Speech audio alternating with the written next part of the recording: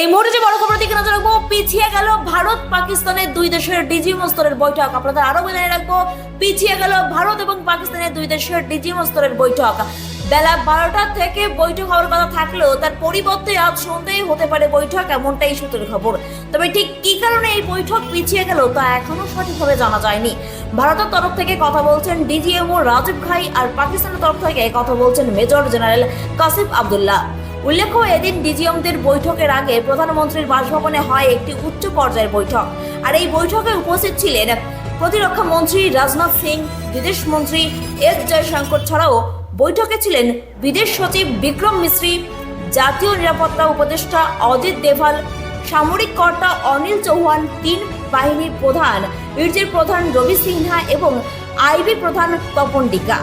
ফলে মনে করা হচ্ছে আলোচনার বিষয়বস্তু এবং কিভাবে কথার স্ট্র্যাটেজি মেনে চলা হবে সবটাই জানান প্রধানমন্ত্রী।